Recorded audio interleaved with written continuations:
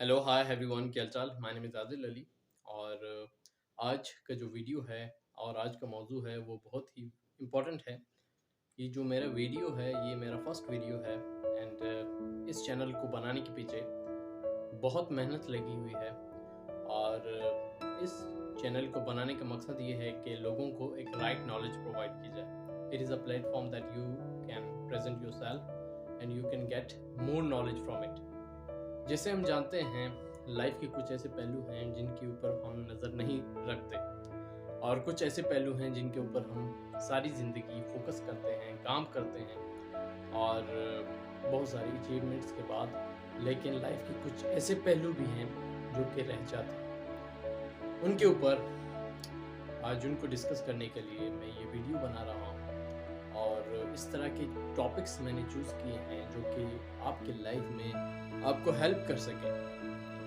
I'm not a motivational speaker or someone who is just telling you do this, do that, do that. So I'm going to tell you some of the methods, some of the basic things that you are going to enhance yourself, take yourself to the destination. Okay? आपको जैसे पता है यहाँ बहुत सारे subjects हम पढ़ते आ रहे हैं, फर्स्ट क्लास से लेकर सेकेंड ईयर ग्रेजुएशन तक। कुछ ऐसे सब्जेक्ट्स हैं जो हम पढ़ते हैं, फिजिक्स, केमिस्ट्री, बायो, मैथमेटिक्स। हमारे ख्वाहिशात भी बहुत ज़्यादा हैं और इसी तरह हम इंजीनियरिंग भी करते हैं, हम केमिस्ट भी बनते हैं, हम अच्छे डॉक्टर भी बनते हैं, लेकिन हम अच्छे फैमिली मेम्बर नहीं बन सकते। और अपने लाइफ के अंदर कुछ ऐसे रिलेशनशिप्स हैं उनके अंदर हम डील नहीं कर सकते और लाइफ के कुछ ऐसे प्रॉब्लम्स हैं जिनको एक्चुअली सॉल्व करना है, हम उनमें नाकाम रह जाते हैं और उनके बारे में हम कभी सोचते ही नहीं। अगर हम मनी के बारे में सेंटर्ड हैं, मनी के बारे में सोचते हैं, पैसे के बारे में सोचते हैं, तो हमारा ध्यान ही सिर्फ उसी चीज़ की तरफ चला जाता है और लाइफ की जो कुछ दूसरी चीज़ हैं उनके बारे में हम भूल ही जाते हैं। इवन कि आप मोटिवेशनल स्पीकर्स को उठा के देखें, वो सारा दिन इसी तरफ ही इंडल्ज रहते हैं कि लोगों को मोटिवेट करना है, लोगों को कहना है कि आपको टेंड करना है कि आपको ये चीज़ किस तरह करना है। इवन कि they even don't know what to do about their own life. Okay, इसी तरह मैंने जो डिसाइड किया है कि मैं आपको उस तरह की चीज़ें ना बताऊं, मैं आपको फैक्ट की बिना पे इस तरह की चीज़ें बताऊं और जो लाइफ के रिलेटेड हों और वो आगे चल के आपको फैसिलिटेट कर। इसी तरह हमने अपने लेक्चर सीरीज़ में न्यूरो लिंग्विस्टिक प्रोग्रामिंग को बहुत ही, जो कि उसे एनएलपी कहते हैं, मोस्ट ऑफ द लोगों ने सुना भी होगा, कुछ लोगों ने उसे नहीं सुना भी होगा, लेकिन ये जो न्यूरो लिंग्विस्टिक प्रोग्रामिंग है हमारी लाइफ में बहुत बड़ी रोल प्ले करती है। न्यूरो का मतलब क्या है? न्यूरो का मतलब है हमारे दिमाग के अंदर जो न्यूरॉन्स हैं उससे ये वर्ड बनाया गया है न्यूरो। ओके, न्यूरो जो कि हमारे दिमाग के साथ रिलेटेड होता है। जैसे हमारा दिमाग जो है वो एक माइंड क्रिएट करता है, जिस तरह हम उसे माइंड कहते हैं और सादा से अल्फाज में एक्चुअल में इसका जो बायोलॉजिकल मैकेनिज्म है वो सारा चीज़, वो जो हमारा ब्रेन पार्ट है वो कंट्रोल करता है। जो हमारे ब्रेन में जो इमोशनल पार्ट होता है, जो फ्रंटल कॉर्टेक्स होता है, जो कि मेमोरी के बारे में होता है, इन सारे मेमोरी को, इस सारे कॉग्निशन को, इन सारी चीज़ों के मिलाप को हमने क्या कहा है? माइंड कहा है। जैसे कि इनके जो जो फिजिकल जो रिएक्शंस हैं इनको हमने माइंड का नाम दिया है। अभी जो लिंग्विस्टिक है, यहाँ लिंग्विस्टिक वो नहीं है जो कि आप डेली लाइफ में बात करते हैं, बातचीत करते हैं, उसके ज़रिए भी है, लेकिन ये सोर्स है कम्युनिकेशन की। ठीक है, अभी इसी तरह वो लिंग्विस्टिक जो कि हमारे जो ब्रेन को वो मैसेज दें और ब्रेन उस लैंग्वेज पे काम करे, उसको लिंग्विस्टिक कहते हैं। जो कि हम प्रोग्राम करते हैं बहुत सारे तरीके से। इस तरह हम कह सकते हैं कि इन्वायरमेंटल प्रोग्रामिंग भी होती है, इस तरह सोसाइटी भी प्रोग्राम करती है, जेनेटिक प्रोग्रामिंग भी होती है। इस तरह से आप देखते हैं कि जो बच्चे हैं उनमें बहुत सारे कैरेक्टरिस्टिक्स पाए जाते हैं उनके बाप दादा के। ये क्या है? ये जेनेटिक जो प्रोग्रामिंग है, ये सारी जेनेटिक प्रोग्रामिंग है। सोसाइटी भी प्रोग्राम करती है, इन्वायरमेंटल प्रोग्रामिंग भी होती है। अगर आप इन्वायरमेंटल प्रोग्रामिंग को देखना चाहते हैं, आप देखें कि आपके सराउंडिंग में जो अगर शराबी आपका दोस्त है, आप मोस्टली उसी की तरह एक्ट करेंगे, उसी की तरह सोचेंगे। हमारे सोसाइटी में बहुत सारे ऐसे लोग हैं जैसे कि एक एक ही कल्चर में रहे हैं, एक ही कल्चर में बड़े हैं, और वो किसी और कल्चर की तरफ उन्होंने ध्यान ही नहीं किया, उस सिटी से बाहर ही नहीं गए। जो उनकी सोच है वो लिमिटेड है, महदूद है, और उसी तरह वो फीड हुए हैं, और उनकी जो सोच है वो कभी एक्सपेंड नहीं हो सकती, परे नहीं हो सकती, उससे बाहर कभी उस एरिया से कभी बाहर वो नहीं सोच सकते। इसको कहते हैं इन्वायरमेंटल कोडिंग। आपके ब्रेन में जो प्रोग्रामिंग की जाती है वो बाहर से की जाती है। इवन के कुछ जेनेटिक भी होते हैं।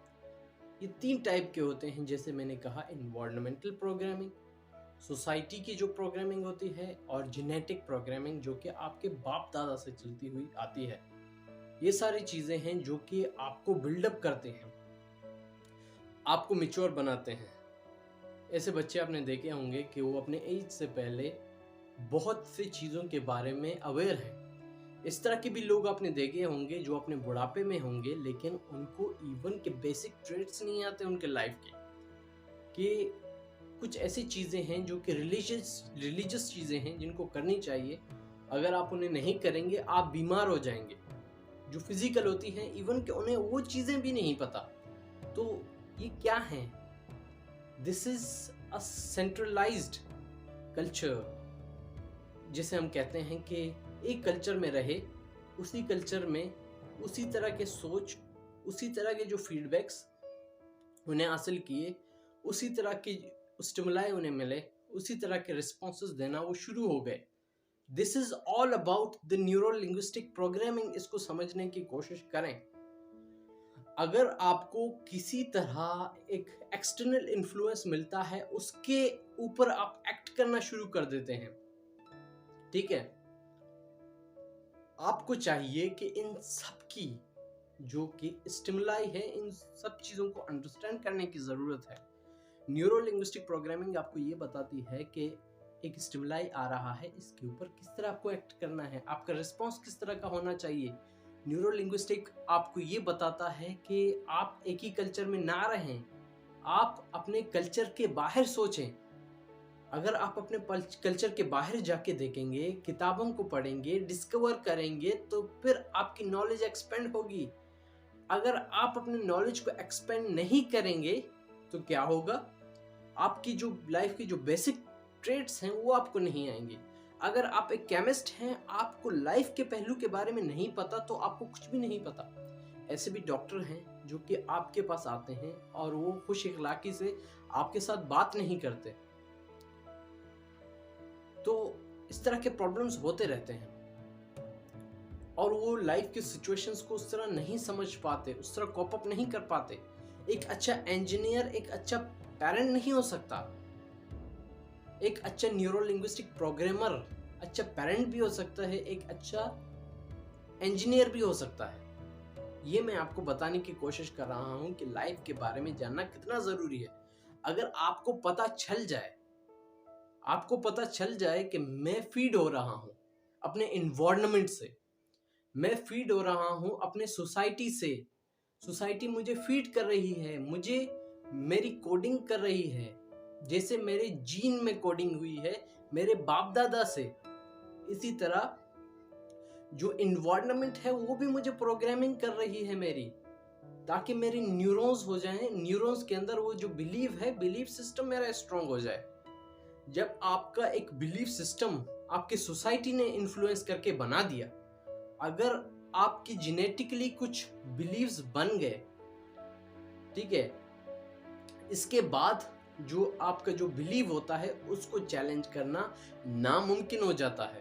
इवन कि कोई एक एक NLP और एक न्यूरो लिंग्विस्टिक प्रोग्रामर भी आ जाए, एक साइकोलॉजिस्ट भी आ जाए, आपके बिलीव को डायरेक्टली चैलेंज नहीं करेगा।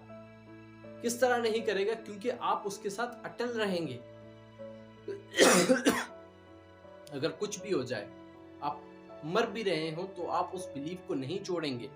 इसी तरह का एक वाक़या हुआ था 1997 में। आपको याद होगा कि डिफरेंट पार्ट ऑफ अमेरिका से, कैलिफोर्निया में लोग आए, जो डिफरेंट सेक्ट के सेम सेक्ट के लोग थे, डिफरेंट कॉर्नर ऑफ अमेरिका में आए, वो कैलिफोर्निया में रहे।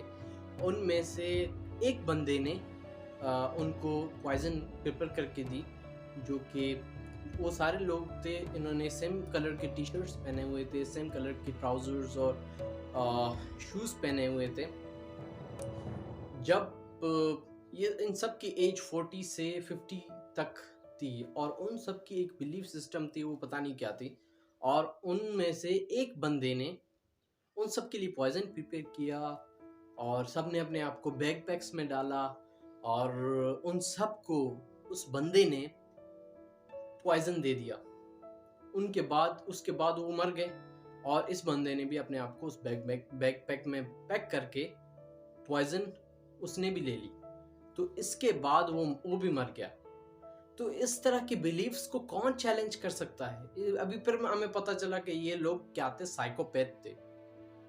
इस तरह की चीज़ों से हमें क्या पता चलता है कि आपकी बिलीव्स को कोई और नर्चर कर रहा है। अभी जो पॉलिटिकल पार्टीज हैं, ये भी हमारे बिलीफ सिस्टम को बना रहे हैं। इसी तरह ये हमें इन्फ्लुएंस करने की कोशिश करते हैं। इवन कि आप टीवी एड्स में भी जाके देखें, वो आपको इन्फ्लुएंस करने की कोशिश करते हैं। ये सोसाइटी की तरफ से आपको इन्फ्लुएंस किया जा रहा है। इसी तरह आपकी जेनेटिक कोडिंग तो पहले से हो चुकी होती है। जिस तरह हमें पता है कि जब आपके अंदर जो डिप्रेशन मोस्टली वो जेनेटिकली भी होती है, ठीक है, सोसाइटी की तरफ से कुछ स्ट्रेसेस आते हैं डिप्रेशन की, फिर आप उस डिप्रेशन के नीचे दब जाते हैं। आपके अंदर जो चीजें जेनेटिकली पाई जाती हैं, मैक्सिमम हाइट के अंदर, सोसाइटी की थोड़ी सी इन्फ्लुएंस उसको बढ़ा देगी। आप इस चीज को सोचें, इस चीज को समझें। लाइफ के पहलू के बारे में आपको गौर करना है। मैं इस वजह से इस न्यूरो लिंग्विस्टिक प्रोग्रामिंग को इन्हेंस करना चाहता हूँ, इसको बताना चाहता हूँ, ताकि आपके लाइफ में एक मॉडल बन जाए।